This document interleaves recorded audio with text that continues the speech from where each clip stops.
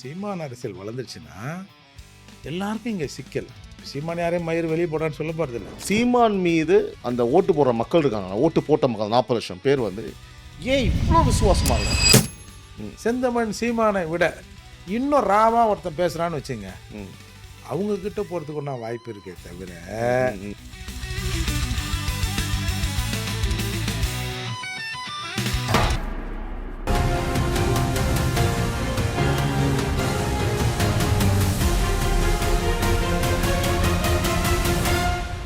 This video is sponsored by Fast Track, celebrating 25 years of excellence.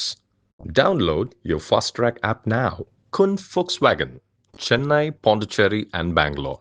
Epic Toyota, the new landmark of Anna Salai, Chennai Podcast Studio, unleashing powerful conversations with black magic cameras.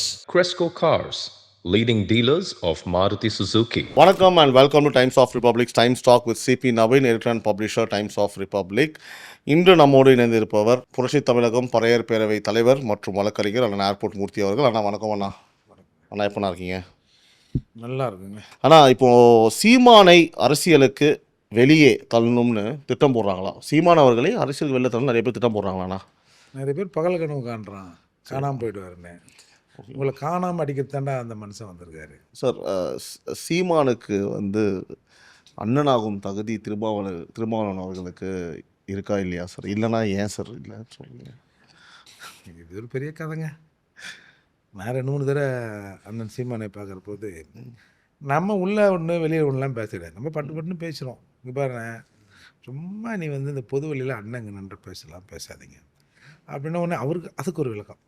நம்ம அண்ணன் தானே, என்னைக்காவது நம்ம கூட வந்து நிற்பாருண்ணே. சரி, இந்த மனுஷனுக்கு நம்ம வந்து தனியாக ரூமில் சொன்னால் இவர் வந்து இப்படி தான் பேசுவார்னு வச்சு அடிச்சேன் ஈரோட்டில். அண்ணன்னாரு, சீமானவர்களுக்கு வந்து அண்ணனாகவோ தம்பியாகவோ தகுதி அவருக்கு இல்லை அப்படின்னு சொல்லி. ஆமாம், வேற என்ன பண்ண. இப்போது ஒரு உதாரணம் உங்களுக்கு சொல்ல போனால் இயல்பாக பேசுவாங்க, ஐயா உன் காலில் இருக்கிற செருப்பு கட்டி என்ன அடி, நான் வாங்கிக்கிறேன். என் எச்சப்பால் குடித்த நாய் என்ன ஏற்று பேசுது. அதாவது இவங்க அம்மா மார்பில் இவர் முதல் பிள்ளையாம், பால் குடித்தாராம்.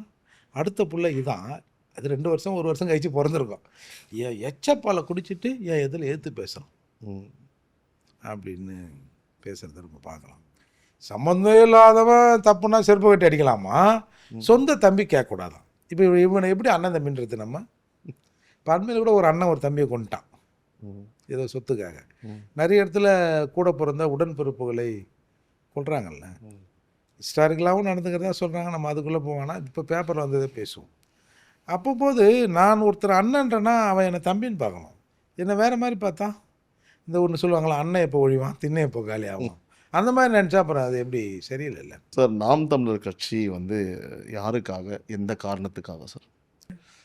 நாம் தமிழர் அரசியல் என்பது இந்த ஒட்டுமொத்தமான உயிரினத்துக்கான அரசியல். இது தமிழெலாம் நாளைக்கு வந்து எப்பா கொஞ்சம் எங்களை ஆட்சிக்கு ஆள விடுங்கப்பா அப்படின்றதோடு நிற்கிற அரசியல் இல்லை. இந்த பிரபஞ்சத்தை நாம் படைக்கவில்லை. இந்த பிரபஞ்சத்தை, இந்த உலகத்தை நாம் கெடுக்கக்கூடாது. இப்படி சொல்கிறேன், இந்த மண்ணை நாம் படைக்கலை, நாம் இந்த மண்ணை கெடுத்துடக்கூடாது.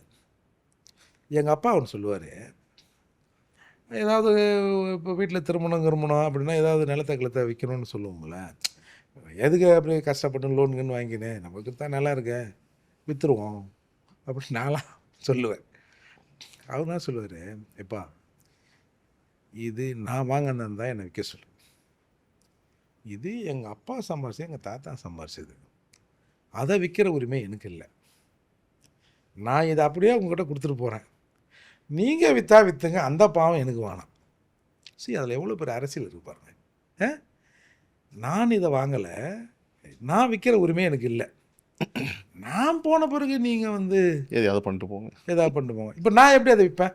இதுதான் நீங்கள் எங்கள் அப்பா என்ன சொல்கிறேன், எப்பா நான் செய்யலைப்பா, அது எங்கள் அப்பா எங்கள் தாத்தா அதுப்பா, எனக்கு அப்புறம் அது எக்கன்னா பாருங்கப்பா அப்படின்போது அவன் எப்படி விற்பான்?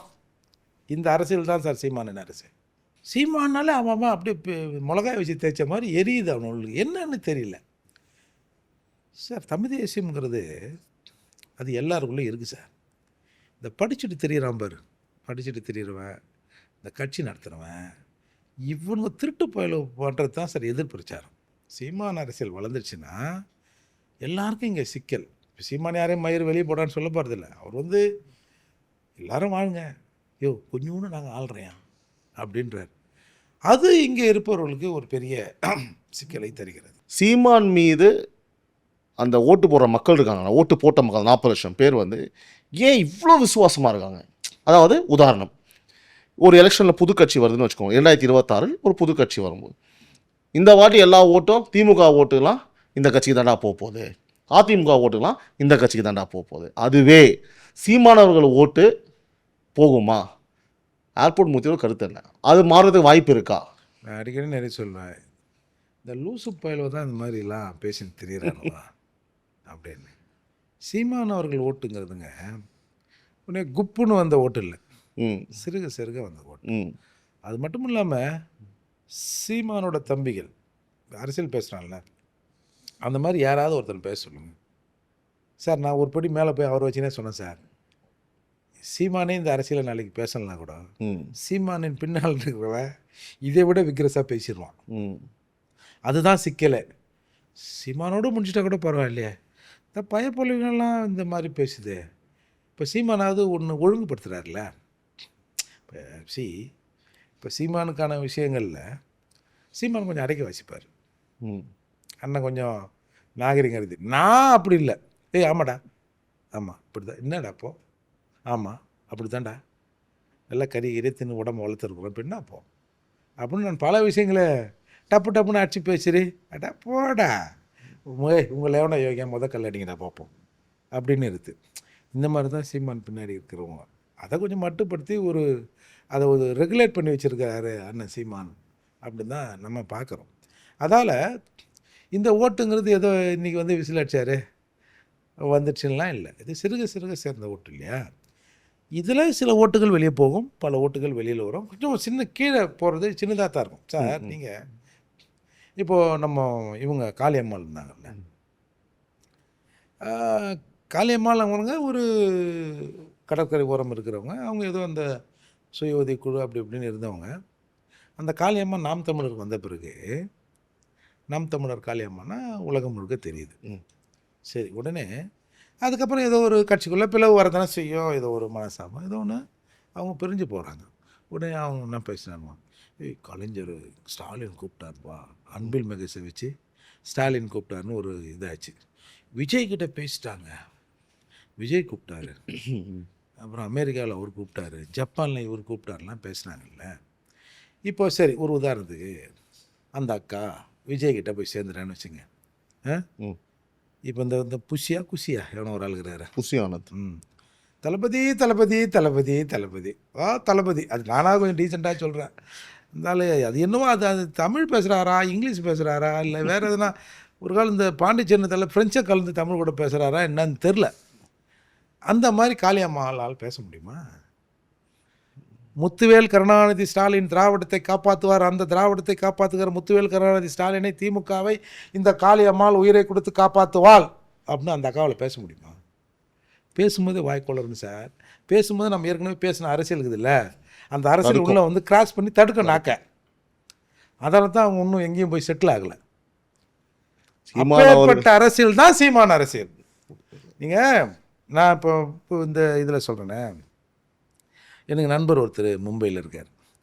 அவர் நாம் தமிழர் கட்சி பொறுப்பாளர். ஆனால் கோச்சிக்கிறார் என்னன்னு தெரில. ரொம்ப நாளாக சீமான் கூட இருந்தவர்.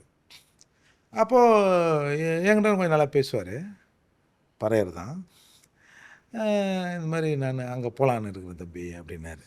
ஏன்னா அப்புறம் ஒரு விட்டு அங்கே போகிறீங்க தம்பி, இயக்கத்தில் அப்புறம் அக்கம் பக்கம் இருக்கிறவங்க கூட கொஞ்சம் சில மன வருத்தம் அது எதுன்னு இருக்க தானே செய்யும். நான் சீமான் அரசியலில் இருந்து சீமானுக்கு நேர் எதிரான திராவிட அரசியலுக்கு போகல தம்பி, இன்னொரு இந்த குரூப்பு அவங்ககிட்ட தானே போகிறேன். அதுதான் சார் அரசியல், அதுதான் சீமானின் அரசியல். புது அரசியல்னால் இந்த தமிழ் தேச அரசியலோடு ஒன்றி சீமான் அண்ணனை விட செந்தமன் சீமானை விட இன்னும் ராவா ஒருத்தன் பேசுகிறான்னு வச்சுங்க, ம். அவங்க கிட்ட போகிறதுக்கு ஒன்றா வாய்ப்பு இருக்கே தவிர, ம். சரி பார்ப்போம் எவ்வளோ நாளைக்கு தான் கத்தினுங்கிறது, ஒரு பையன் எடுத்துக்கணுங்க அந்த கட்சிக்கு போகும் இந்த கட்சிக்கு போகலாம், அந்த அரசியலை உள்வாங்கியவர்கள் செய்ய மாட்டாங்களோ, அது அந்த அரசியலின் பவர். புரியுதாண்ணா? 2026 தேர்தல் திமுகவின் பலம் பலவீனமா? திமுகவின் பலவீனம் அவர்கள் ஆட்சி, அவர்கள் பலம் பொங்கலோட தேர்தல் வருதில்ல, சேர்த்து கொடுத்துக்கிறோம். அண்ணா துரைமுருகன் சொன்னது. அவ்வளோதான் விளக்கமாண்ணா? வேற என்ன சொன்னதுக்கு நீங்கள் என்ன ஏங்க இந்த தெருவுக்கு எவ்வளோ கொடுப்பாங்க அந்த சீமானை பற்றி கேட்டால் 5 நிமிடம் முழுமையாக பேசுறீங்க. ஆமா. ஆளும் திமுக ஆட்சியை பற்றி என்ன பலம் பலன்னு கேட்டால் ஒரே வார்த்தையில் அவ்வளோதான், ஓரிரு வார்த்தையில் விடையளி கொஸ்டின் இது, அவ்வளோதான். அது வேற என்ன? ஒன் வேர்ட் ஆன்சர் கொடுத்தா எப்படி? சரி இருங்க, இல்லை நீங்கள் சொல்லுங்கள். இந்த ஓர் ஆண்டுகளில் 4 ஆண்டுகள் நம்ம நிறைய பேசிட்டோம்ண்ணா, டிபேட்லேயே பேசிட்டோம். 4 ஆண்டு நாரி சாதனை போச்சு. என்ன? ஓராண்டில் உயர்த்தி காட்டுவோம். ம். நாங்கள் சொன்ன வாக்குறுதிகளை ம். 519 அவங்களுக்கு பலம் எதுவுமே இல்லையாண்ணா? ம். எதுவுமே இல்லையா? காந்தி தான் பலம், ம். அமைப்பு செட்டப் பலம்.